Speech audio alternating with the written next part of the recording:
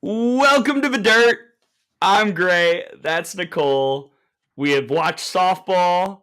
We're ready to talk about softball. We're ready to talk about a lot of different things. Week one is in the books. Mindy, how are you? I I am like on a high from all the softball, like just seeing it all over my timeline. All my chats were just blowing up, calling it all weekend long. Like I'm buzzing. And Wednesday, going back at it. I can't wait. Are you really? What are you calling on Wednesday? I am calling Puerto Vallarta Part 2. Ooh, Ooh. that's fun. Do you get to go to the beach? No, because you're doing it from home. I I've run into this where people think my life is super cool, and it is. Like, my life is really cool. I get to do some really cool things, Yeah. but they also romanticize it, and I'm all in favor of, like, keeping it real. Um, the reality of it is I sit in this chair with this light facing on me, and I call 3 games back to back to back, talking about the beautiful weather in Puerto Vallarta while I am in Houston, Texas, not in Puerto Vallarta, Mexico, walking on the beach, which some people were. Some people in the South America family did get to go to Puerto Cough, Vallarta cough, Terra. and got Excuse to me. eat the mango fruit cup that I dreamed about ever since I went my freshman and senior year for that tournament, and got to pet all the stray dogs and just, really lived it up. But that's that's not my story this weekend. Well, but hey, I want to say you're exactly right because all my friends are like, "What sports do you do?" Oh, that's cool. And I'm like, it is. I have a great time. But what y'all don't see is all the editing and the board making and the Board making Sharpies. behind you. These take time. And I even had a friend the other day. They were like, "Oh, you're going to Clearwater? That's so fun. You gonna have time to go to the beach?" No, of course not. Are you kidding me? When would we do that? What are you talking about?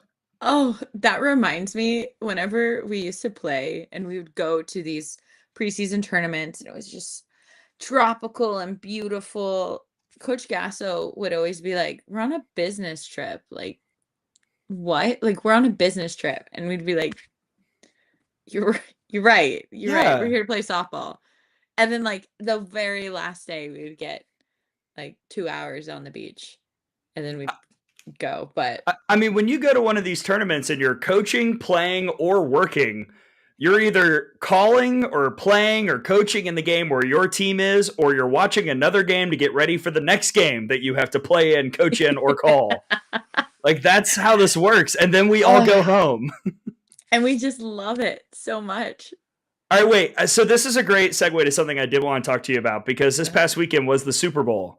And I was curious what your Super Bowl watching habits were when you were in college. Because I know that not that long ago, Super Bowl weekend used to be the weekend before opening day. And Hmm. now they coincide, which is great. Thank you, NFL, for adding that extra regular season game.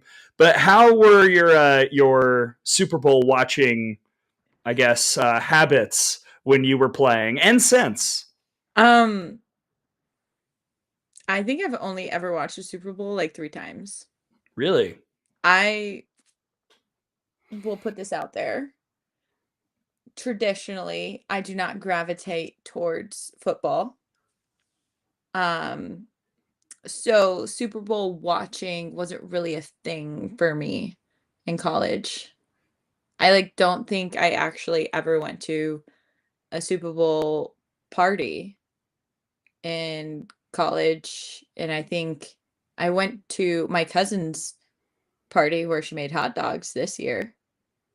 So Did you have fun? that's one of three. Oh yeah, it was great. The hot dogs were fantastic. They had caramelized onions and everything. I went for the food, clearly. Duh. Clearly. Duh. Duh. I also made them put on another TV, smaller, off to the side, obviously. But I made them put some softball games because I had to do research for this week. I was like, you guys, I can only come if there's a softball game playing because like I'm so behind on watching everything because I've been calling one tournament all weekend long, so I had to watch all the other games on Sunday. So, what about yours? So the Super Bowl used to be a pretty big deal. We used to have Super Bowl parties at my house when I was growing up Oh. before I jaunted off for high school, and then college. It was kind of a big deal. And then they made the shift to where it was opening weekend. And I recall in Mm. 2022, we were in Tucson again, and the flight back, every single person on the team, we flew with the team that day. We didn't this past weekend. Everybody had the game on the back of the chair that was, like, I guess on Oh the yeah, airline old TVs. school. Yeah, yeah, yeah. Yes. And that was the Dr. Dre, Snoop Dogg, Ooh, Eminem, Mary J. Blige I halftime. remember that one. And let me tell you, people were getting it in the seats. I hope she doesn't get mad that I say this, but new Florida pitching coach Stephanie Van Brakel Prothrow, I saw her get down on that air. I mean, we were all just partying. It was awesome. And Oh, then we landed in Dallas for our layover, and we went to a Chili's right across from our gate. how To fitting. It was awesome to watch the end of the game, and then they closed in the middle of the fourth quarter, and we had to get on our flight, so we're all gathered around one phone watching the Rams It's come always back one and beat the phone. Bengals. Why is that? We all have our phones, but there's always one person It that might not have will been the Rams Bengals. I can't remember. Sorry, that might be wrong, but keep going. but there's always that one person that, like, whenever they're going, they have their phone set up like this, and then you have like 10 people and everybody's like trying to figure it out. And I'm like, you guys, like, we all have a phone. What are we doing? But then I would be right there too, like, oh yeah. Yeah. That's kind of what Tom and I did this year. We flew separate from the team, so we had about a 2.5 hour layover in Dallas, so we were kind of bopping back and forth watching different TVs. But I'd missed the start of the game, and I wanted to see all the commercials, so I kind of didn't Well, watch. I you watched didn't miss Kendrick. much. You No, didn't miss much. what do you think of Kendrick at halftime? Uh, I thought it was okay. Yeah, I wasn't like, oh my gosh, this is the best performance of all time. But I wasn't like, this is awful. Please get him off stage. I thought I really wish I was a fly on the wall for Drake right now. Like, I really, really wish I could have seen that reaction. Um, there's no way he watched, right? I mean, you gotta just no, understand you're no. getting called out, and you just got to step away. Yeah, you just gotta like hibernate for weeks, 6 years. maybe months. Like, ugh, I don't know. I think my favorite of all time though was probably like Riri. Whenever That's a she good one. like came back, hadn't performed in forever, and just like crushed it. And then she's like, by the way, like, I'm pregnant. And I was like, yeah, you are. Like, you're so good. I would say the ones that have stuck out to me over the years are people that maybe they should do it now, maybe they did it too early. I thought Bruno Mars and Lady Gaga were both excellent, like great Uh, shows. I they're enjoyed all the always songs. together. They're always together. Yeah, I thought Bruno, like, I wish the Red Hot Chili Peppers hadn't popped out with Bruno, but if Bruno had waited like They're two like, years, we could have gotten even more big hits. But I alas, know. I know. whatever. Hey, but speaking of online bullying in the form of Oh, the halftime show, it's quite a I pivot. let's take a hard turn. Like, let's just I would love to chat about online bullies. Okay, let's go. Let's go. Are we talking about social media people? Yeah. Oh, All for right, sure. this is where I thrive. Please present your case, and I'll give my take. There's no case. I was just gonna make a statement. Like, Okay, go this for it. is on X. I think it is so funny how so I can just make the slightest comment, and it'll be on like a mainstream. So not softball related, but like it could be on ESPN, and I'll make a comment. And the comments that flood my comment section after that from men that just like they're taking it so seriously. And I think of this scene And I think they did a great job. I recently started watching Ted Lasso, Yeah. and in one of the first episodes, I forgot all of their names, but the hairy guy, the captain, Okay, I'm following you. I forgot his name. Well, he Roy Kent. Roy The hairy like guy. comes out, well, in that scene who's shirtless, and she made like a comment about it. And so he like storms out, and Keely, his teammate's girlfriend, is like making fun of him, basically saying like, you get wound up easily. He's like, no, I don't get wound up easily. And she's like, yeah, you do. Yeah, you definitely do. He's like, no. And he's so wound up. And then she's like, oh, you don't get wound up easily? And then he caught himself, and he was like, but that's what like the trolls are like on X. Like, it's just so funny to me, like making a comment and then getting to see them just pop it out. And one of my favorite things that I saw leading up to the Super Bowl this weekend was, yet again, men can't impress me. Yes, the Chiefs were going for a 3-time championship, but the Oklahoma Sooners have already four-peated this year. So what, like, yet one more time, I'm not impressed. And I was like, exactly. And the comments underneath that made me laugh so hard, because men just like, it's so funny. It's so funny. I don't know. And that's my hate comment statement. What about you, Gray? I mean, look, if you want to hear some Not all real men, thoughts, obviously. listen to the Out of the Box podcast, because dadgum, we go in on people, including this week. We recorded earlier today, and I went after some people who said dumb things, because people are always saying stupid things with no evidence on the internet. And I really wish that some people use critical thinking in some of these moments. But what is the like your favorite hate comment that you've ever gotten? Like, you've made it whenever you get that one comment. Oh, well, I told you about this last year when Kaylee Tao and I called Alabama Virginia Tech. I had Alabama fans in my mentions saying, "Why are you pro Virginia Tech?"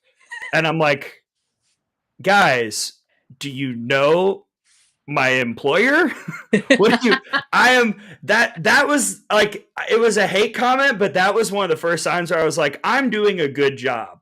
Because I must be pretty neutral right now. if the Alabama fans are mad at me for calling the game and saying I'm pro Virginia Tech, then we are doing the right thing.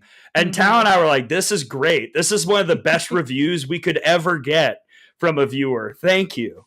So when that happens, when the Alabama fan base comes after me for being pro the other team, I'm like, see, all you people who say I'm some biased guy, my own fans hate me too. It's all part of it. Hey, it's lonely up at the top. What can I say? It'd be like that sometimes. It ain't easy being breezy, baby. No.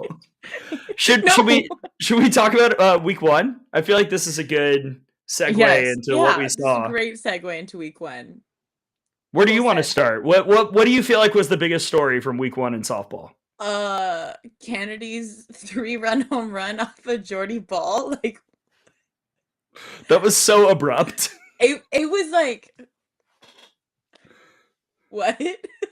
I was so shocked. Like, of course it happened that game. Of course it was Kennedy, who wasn't pitching, hitting off of Jordy. Like, it was just like, of course that's how it happened. Of course. I don't know. That's my thing. Also, I'm gonna save my other one for the stain, but that I have a big stain that I'm very fired up about. I wonder if we have a similar stain. Ooh, maybe. I don't know. Maybe. My main takeaway from week one is buckle up, because I don't know if anyone's good. I mean, are we like normal, like car buckle? Are we like roller coaster? Like, get your harness. We're on the bungee jump. Buckaroo. I mean, we're going up and down for the next 3 months. Because coming into the year, I'm like, Texas and Florida are my top two teams in the country. I felt pretty good about that. I didn't Yeah. see anything on opening weekend that told me differently, but also they didn't really play anybody. Yeah. Florida had one Power Four team that made a move that maybe I'll get to a little bit later. So that game wasn't super competitive. Texas blew out everybody. They played minus a somewhat close game against Tulsa. Everybody else, it was like blowout win, struggle win, weird loss, game that got out of hand, like weird Ugly win. blowout loss, like terrible win. You had to walk off someone who's not good. It was baffling. So I don't know what we're going to get. Honestly, week one told me like, oh, truly, I know nothing and stuff like the top 25 is going to be impossible. Once we get there, bracketology is going to be horrendous. I don't know. I mean, all opening weekend told me that we truly know nothing this year, which is exciting, but also frustrating. I know nothing. Yes. I think just the pure fact, like every year everybody's like, oh, the parity in sport, but like the parity in sport. For example, I called Puerto Vallarta session 1 this past weekend. Opening game, Oklahoma State and Florida State. I was hyped. I was like, ooh, this game is going to be so good. It's going to be such a close game. It's going to be so tight. Like, both of these teams are so, like, they have a ton of experience returning. They're going to be competitive. Like, let's go. Oklahoma State almost run ruled Florida State. Like, they had the winning run rule run on base. And then at the very end, to close out the tournament, they played each other again. And I'm like, okay, revenge match. Like, now it's going to be really good.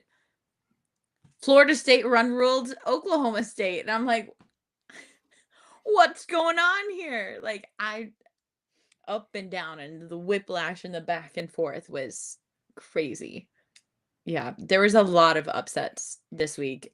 My top 25, I struggled making it this week, and that's why I had to watch all those softball games, because I was like, this is I better be right. I better be right. Like So there were so many teams who did good things and then would just lay an egg, even when they won. But I'm like, this yeah, wasn't impressive. You didn't look good. In fact, you looked yeah, actively bad. I mean, what you might have won, but dang, how do I evaluate this you properly? actively looked bad.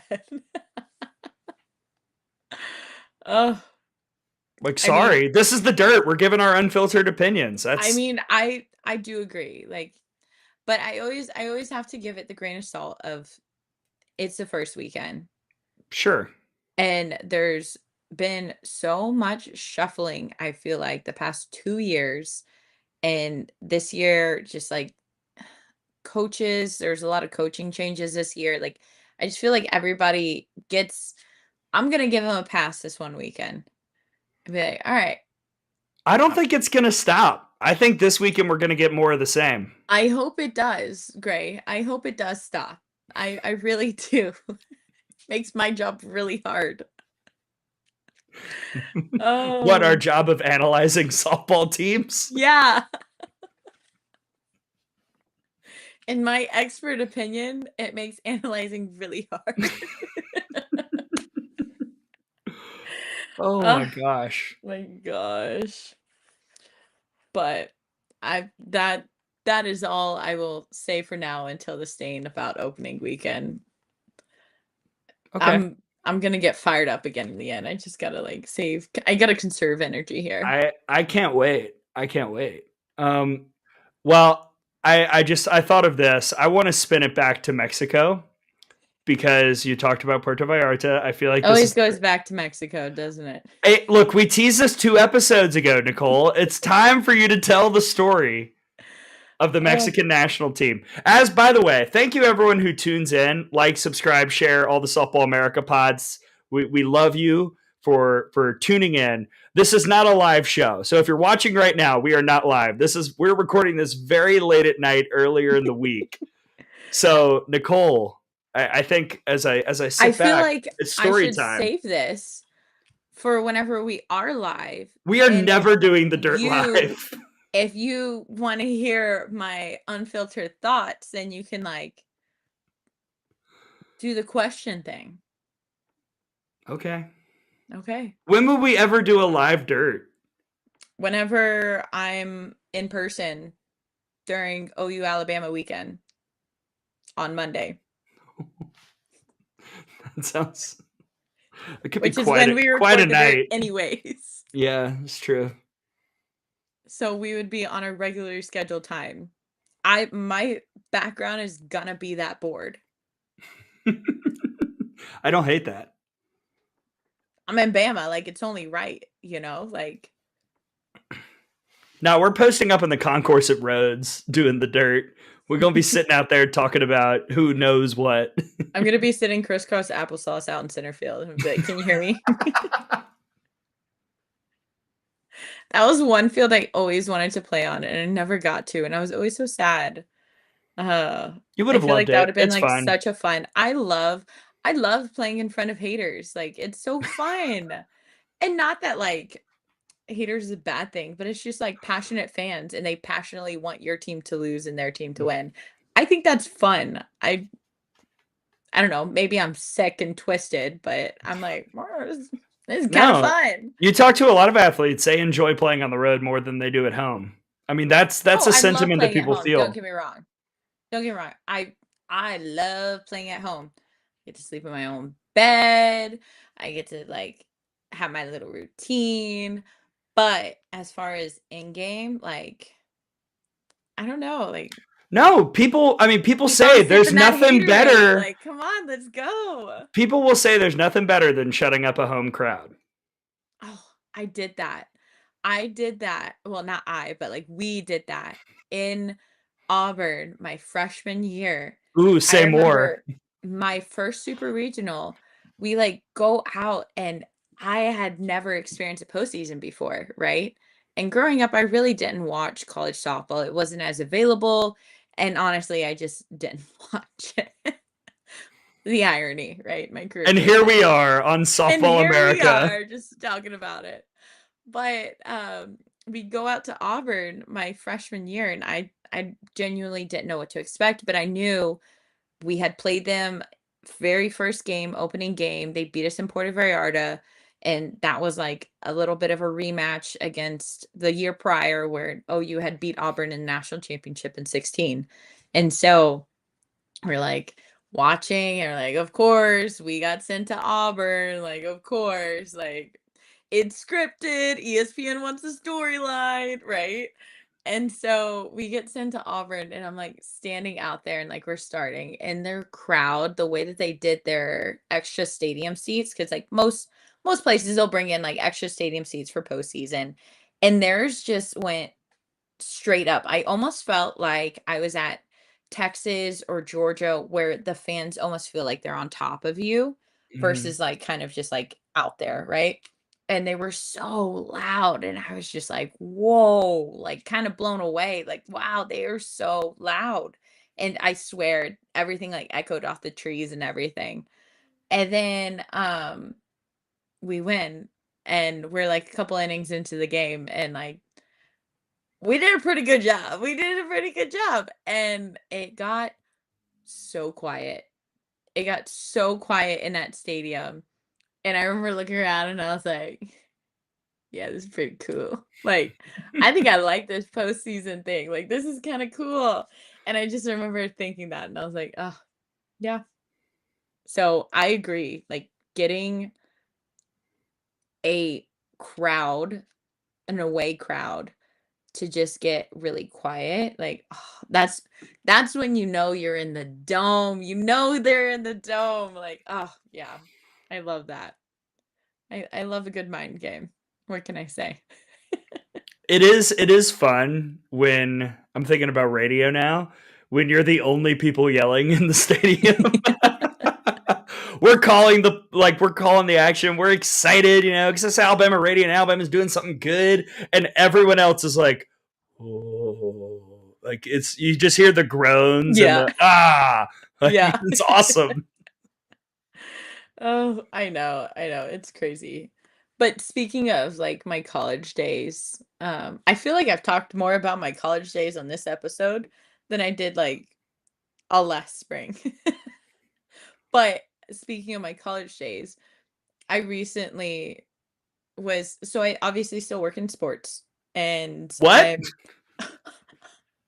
I'm in Houston, Texas, and I work at a softball and baseball facility in Houston, and I was going into work and I had to be in by 10. And I was like, cool, late morning, like easy peasy. I roll in at 10:05. I'm like walking in. I like have my little water bottle, I'm like do do do do do, right? And I like caught myself for like a brief second and I was like, I'm late. I'm so late. And then I had like this moment, and like you ask any college athlete, but there's this moment where you'll be sleeping and all of a sudden you're like, I'm late for weights. And I just remember like being so traumatized so many times of like you are late, like you're in trouble. And now I'm like no longer on college time. I'm like, yeah, like I'm just now to be fair, if JT Gasso ever listened to this episode, he'd be like, Mindy, man, you late all the time, like whatever. I would be like 3 minutes early, and he's like, you're late. So to be fair, I was still technically early, but I am on Mexican time. Like, what can I say? Like, it's in my blood. I forgot how little sleep I get in season until this past weekend in Tucson when we were waking up at 6 a.m. for these 9 a.m. games. And I look at one point, I look at Tom and I'm like, this is for the birds. Why is bat testing at 6:45? What are we doing? Who decided this? We my gosh, like can't we test the bats at like 7:30? Why is this happening so early? Now.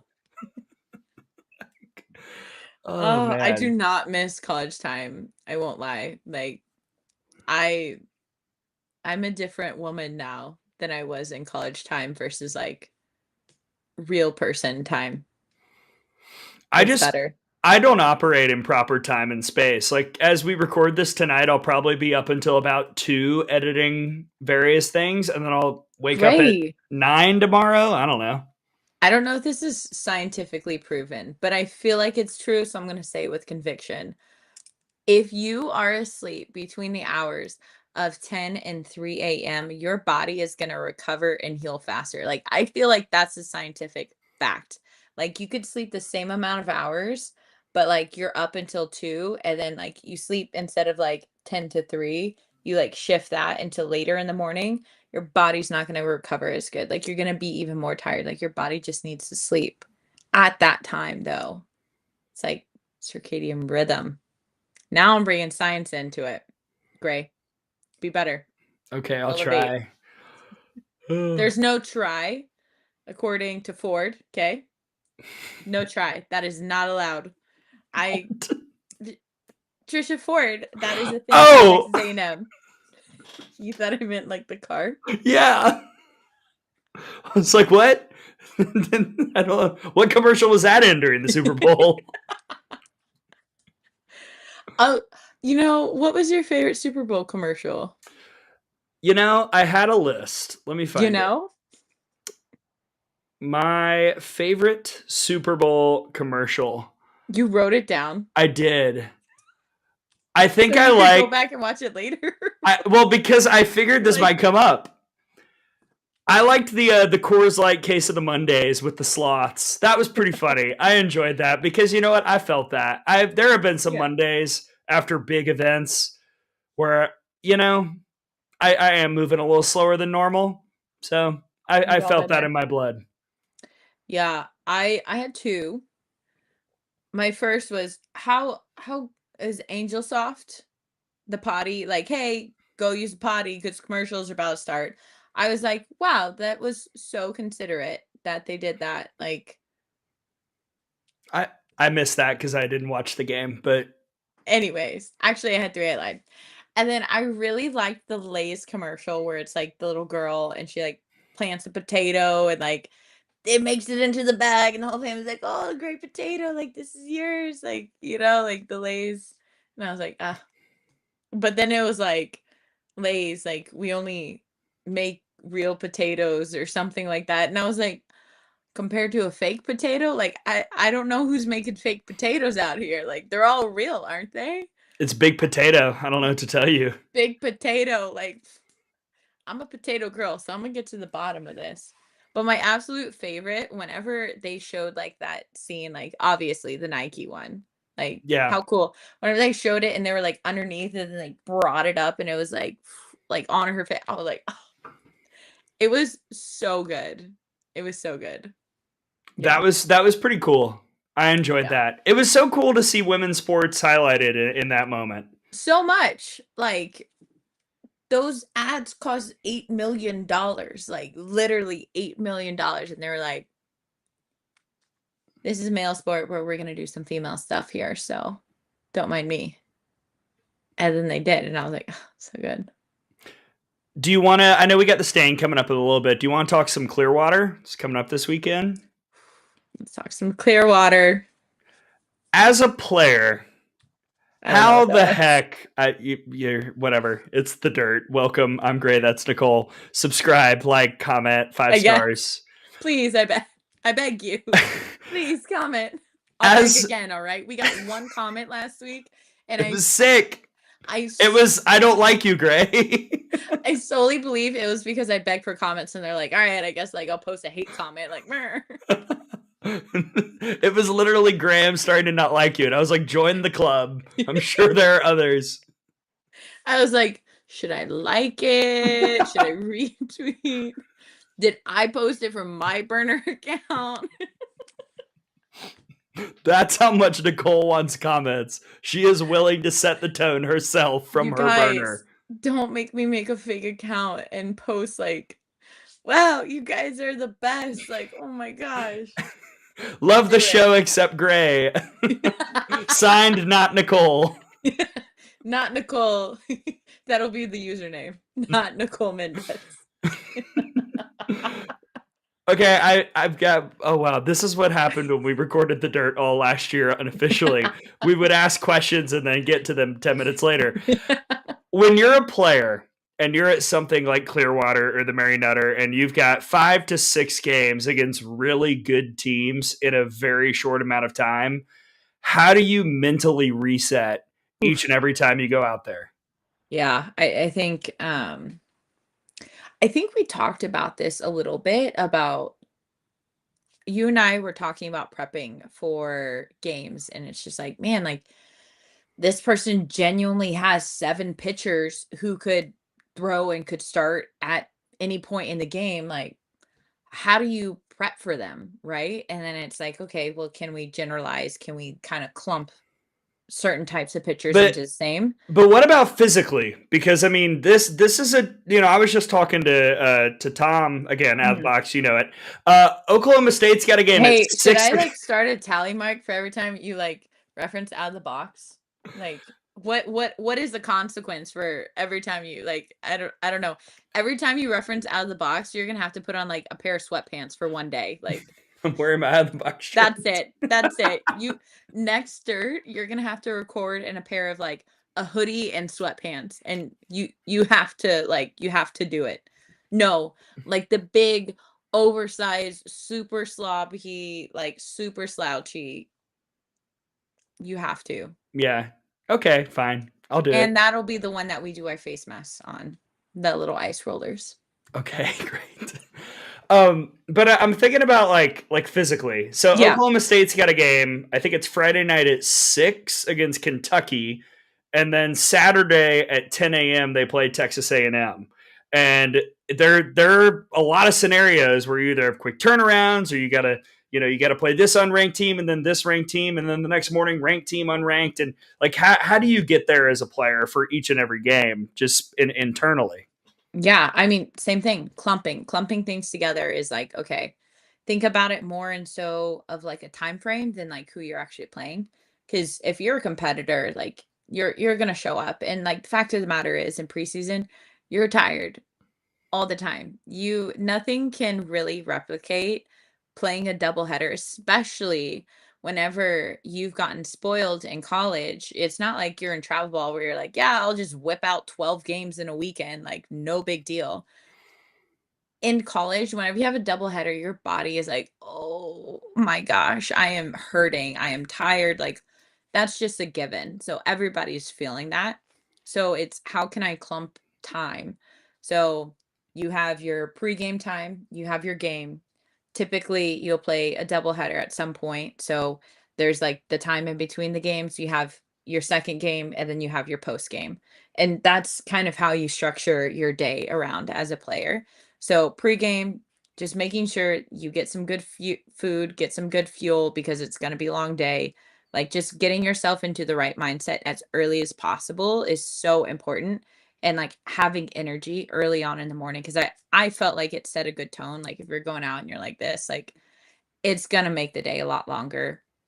And then that break in between the first and second game, like that one to me, again, is like probably one of the most important because of the energy factor of like, okay, whether you won a big game and you're like super high, you don't want to crash after.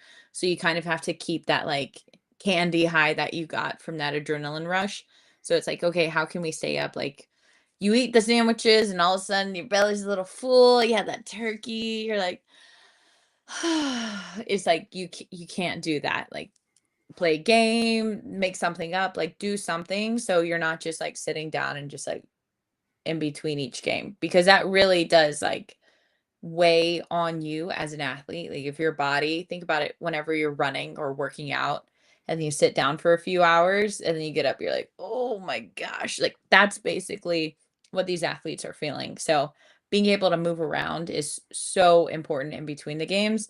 And then post game, I think this was like the hardest to be consistent with because you have to do film, you have to Mhm. do schoolwork, you have to sleep, but also you're like, ah, I want to get on my phone, like I want to be a little social, like all that kind of stuff. And then you're also typically you're at a pretty location, so there's like things to do. So juggling all that within like a 4-hour time span is really, really hard. So I think the evening time is where most of the teams like that's really where they get their rest and that's where they get their preparation from.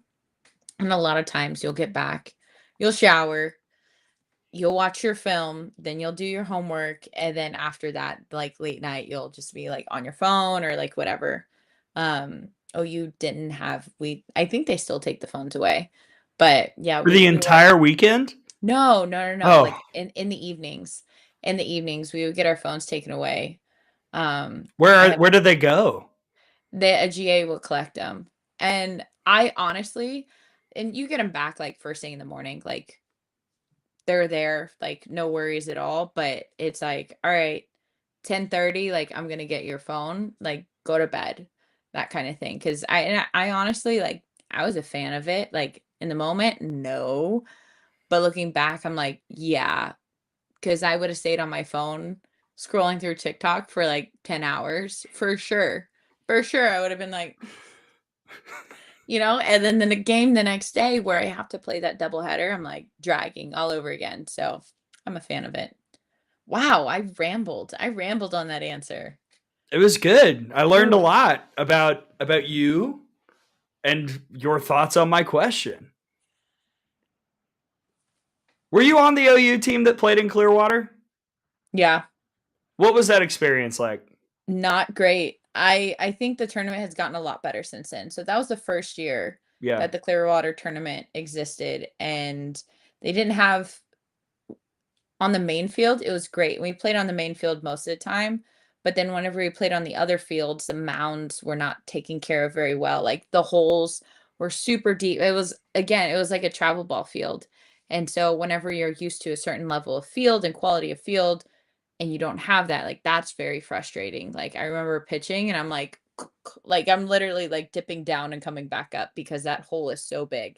And so with that, it's frustrating and it was chaotic and there was a lot of shuttling back and forth and like the time from whenever we played on the other field back on the main field was so squeezed and short and we were rushing get backed up and then get over, like, it was a little chaotic, but it was also year one. So I think as it's gone on, it's definitely settled in and gotten a lot better, like smoother with time, right?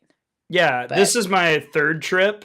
They seem to have figured out the scheduling part of it, and I wish that there were ways to just improve the facility overall, but that's asking for a big infrastructure overhaul. yeah. It's, I mean, it's the tournament that you want to be at in the non-conference, because Yeah. it all it'll do is help your RPI and everything that the committee's looking for once we get there. This year's field might be a little more fringe than normal. There aren't as many Just ranked fringe teams. mean. Just a lot of teams that are between like 20 and 40 in America, as opposed to a lot of the top 20 that we usually see. Where are they? Well, like 2 of them are in Austin, 2 are in Gainesville, 3 are in Baton Rouge. I mean, I felt that trend of a lot of the top teams are like at home this preseason. I have Which, a theory, but I don't even know if that's dirt ready. yeah, we'll see. It's just infrastructure of college athletics I don't think people are thinking about when all these things happen. We've talked about it. Yeah. I know exactly what you're talking about. And if Yeah. you want to know what Gray's talking about, wait until we do the dirt live. Can I tell you my favorite memory of Clearwater? All right, fine. I won't tell you. I'll show you. And then once you get a chance, make sure that you cash in. Ashley Prangy has certainly cashed in today. A 2-run homer for her in the first inning. The only runs for the Crimson Tide thus far in the game. The first pitch for Faramo is right down Main Street for strike 1. Megan Faramo entered today with a 1.97 career ERA in this event. A 4-1 record, 39 1/3 innings pitched. 2-1 to Prangy is well hit towards me. That might hit me. It's gone again. Prangy, second home run of a day. Solo shot here in the top of the third. It's 4-3 UCLA. Oh, I'm sad Tom missed that one. Right in the tree, directly. So Prangy almost hit me, and my favorite part is the first 20 seconds when Tom was trying to climb down the ladder. I thought it was going to be like some kind of AFV video where you see Tom and then all of a sudden he just like falls. And I was like, oh no, Tom's just going to eat it, like going down. Like, this is not going to be good. He's just dawdling down. Oh, he was struggling for a second. He was kind of like, that scaffolding is a terrifying climb. Yeah. It's not great. I mean, shout out, I like actually broadcasting from the outfield is pretty fun. We have a good time. Sometimes the right fielder, I'm sorry, the left fielder, not the right fielder. Because directions, what are they?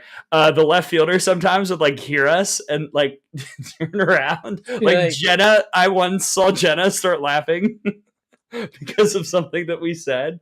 I'm sure we bothered Janai Kerr. I believe that was her in left field. It might have been Kayla Mudge. I'm done.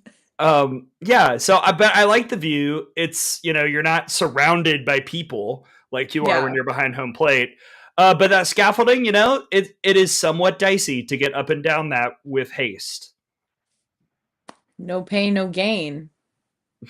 Sure. It seems harsh. Suck it up. Climb up that ladder. I should have uploaded the video of our team photographer popping up behind me and scaring me 3 years ago. That would have been good. You literally see me in the video go, oh, like that. Ah! I thought someone was there. It was fine. It's fine. I'm fine. Also, I one more shout out before we get to Vistain, unless you have anything else.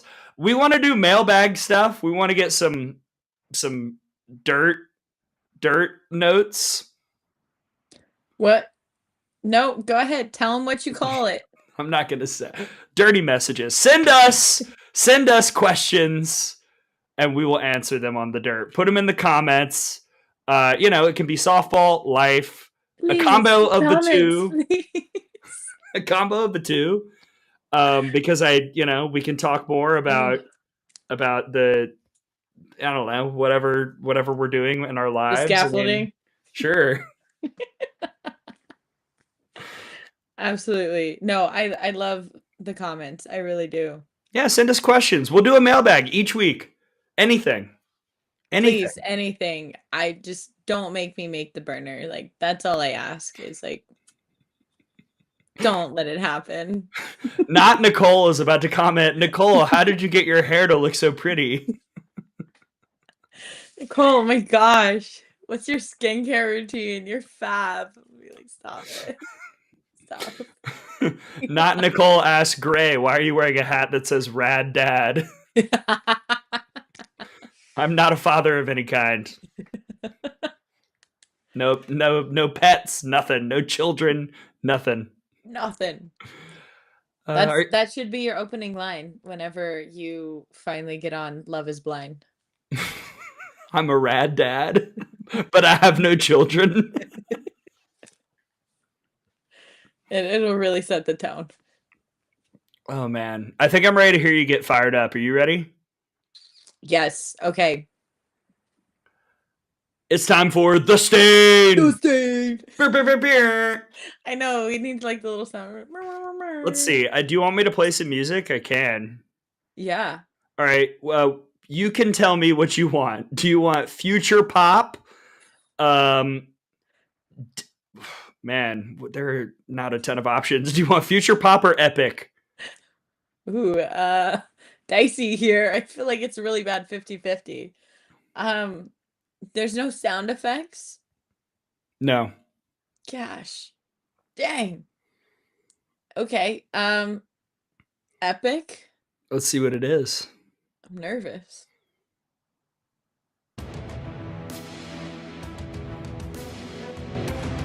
It's time for The Stain. Nicole, take it away. Oh, it started like, it was like can bring it speeding back. up a little bit, yeah. Yeah. The little rat-a-tat. What's your stain, Nicole? Please get better at base running. I watched so many girls this weekend just not know their situations. And then I will say I did see teams this weekend that I called, and then like on the games on Sunday that I watched, like there were some great base running. You know who really stood out to me for base running? Michaela Edenfield. And she was always looking for the extra base, like a ball in the dirt, she was gone. A ball that was kind of slightly overthrown to cut off, she took the extra base. Like she did such a good job base running. I was so impressed by her. Like seriously, I was so impressed because it made the difference like all the time. But there were a couple of teams where they just ran themselves into double plays. You see the ball, you see it elevated, you see it up in the air, freeze. Or there's less than 2 outs and you're over here and you're just running right into tags. Or there's a ball in the gap and you're on first base. Like you shouldn't be stuck at second. Like you should be thinking scoring if you had that kind of speed and like all those things. And it just ended up getting these teams like into bad situations. And then they would get into worse situations because the base runners weren't at that next 60 feet or the next bag or whatever it was that they should have been. And then they get a double play the very next at bat or something like that, where it's like push the limit, like be smart with your base running, but like push the limit, be aggressive whenever you're out there. I just think sometimes it's so easy to get so caught up in like, where does the ball go versus like, if the ball goes here, I'm going to be here as a base runner, and just making that little quick mindset shift. The teams that do it well, you see them create a lot of chaos with defenses. And that's just like the biggest difference between good teams and great teams, really, really great teams. A lot of times They are known. You'll see them and you're like, oh gosh, like their base running is so on point. They're so aggressive. They're gonna make you throw. Like they just anticipate very, very well. And I just was not impressed with base running this weekend. Like it was pretty brutal.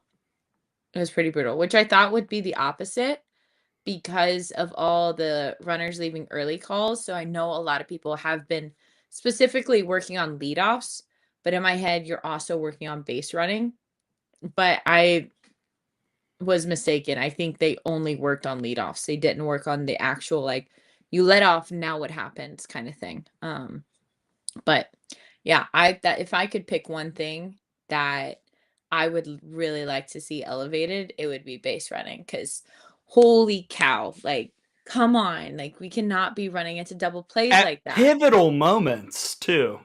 Like, I mean, let's like, you know, Long Beach State happened a couple too many times against OU. yeah. I mean, come on, like, and again, like it's hard in the moment whenever you're running and all this stuff. That's why it's so important to remind yourself, like, okay, like before the pitch, if it's either of the gaps, I'm here. If it's this right center gap, I'm here. If it's left center gap, I'm here. If it's a ball in the infield, I'm doing this. If it gets through the infield on the ground, this is what I'm doing. Like you just go through those so quick. And whenever you're playing in college and you're at that level, like you can run through those literally so fast in less than 3 seconds. It's just reminding, like, here I'm doing this, here I'm doing this, here I'm doing this. And it just gets you locked in as a base runner. And it's just telling me that those thoughts aren't happening before the pitch. You're just kind of like, yeah, and the ball's on the ground, I'll go, and the ball's in the air, like, let me freeze. And it needs to be more than that. A little more situational awareness.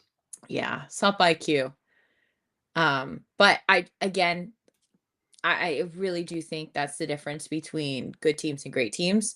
You pick the little, like the tiny things that like don't seem like such a big deal. And then if you nitpick it and go, how can I be a little bit better? Is there any other way that I could be better at this one thing? What about one more way that I could be better at this? All of a sudden you're seeing a big difference because you got one little thing and you did it so much better than everybody else. Like pick something, right? Like you're going to be great at reads, balls on the ground in the infield, or your team's going to be fantastic at balls in the gap. Like whatever it is, like pick that one little thing and your team's going to see like the biggest differences. So I just saw a lot of that and I tampered my emotions. So I did a good job of not just laying into somebody for doing something dumb. Yeah.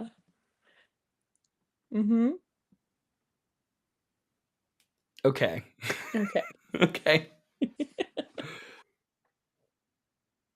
All right, you good? Is it my turn? Good. Yeah. Okay. I know that earlier I made some. I don't want them to sound like rash judgments after opening weekend. I'm just gathering evidence. You know, just I'm.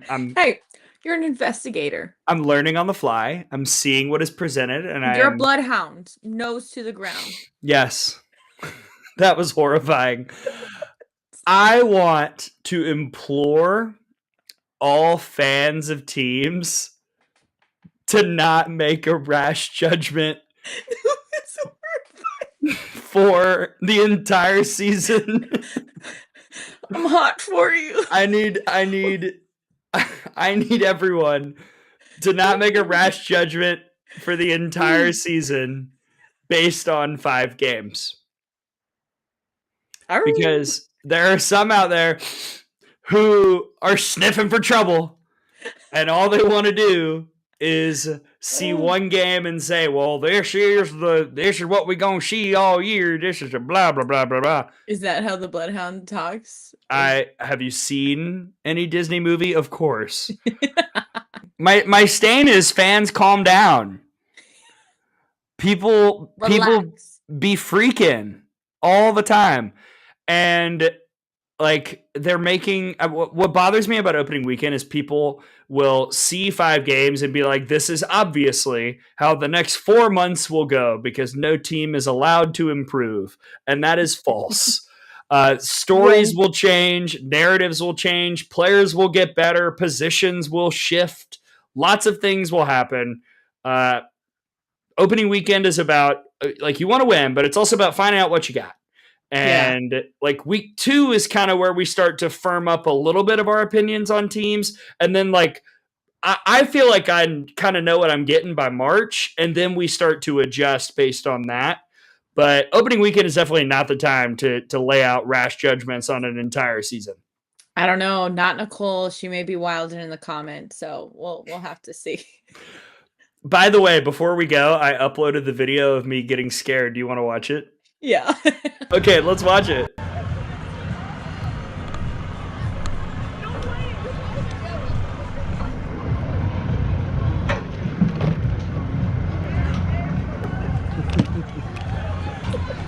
Really glad the GoPro was on for that.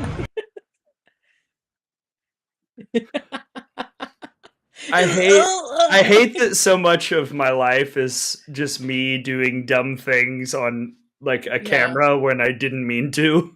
I need like a compilation of like a blooper reel.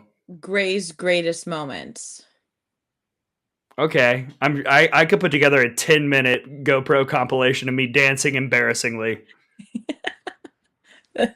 That'll do. I did the whole hot to go thing at the women's basketball courtside cam. And somebody commented on Facebook why. I see that. That's all I said was why. It's fun. Because you're a free spirit? I be me. Be you. No one else. Oh. That's weird. Heart. It's a heart? The hearts aren't coming out. Normally, are we not? Did we lose the... Oh. Sad times at Ridgemont High. Ugh. It's a film reference for those. Anyway. I don't know what that reference was, so I was just like... Perhaps we should wrap up the dirt. You good? Yeah. Okay, great. Thank you everyone for tuning in. Chaotic? Sure, but that's kind of our brand. And we'll be back next week to talk about more chaotic softball and whatever else pops up. Send us your mailbag questions. We'll try and answer a couple each episode. Nicole, the one that is percolating in a group chat I'm in right now is, as a sports person, is it better to date someone in sports or not in sports? I have thoughts. So many thoughts about that. We'll do that next week. We're both single right now, so I'm sure we have stories. That's next time. For Nicole Mendes, I'm Gray Robertson. This has been The Dirt. We'll catch you next week. Bop. Nailed it.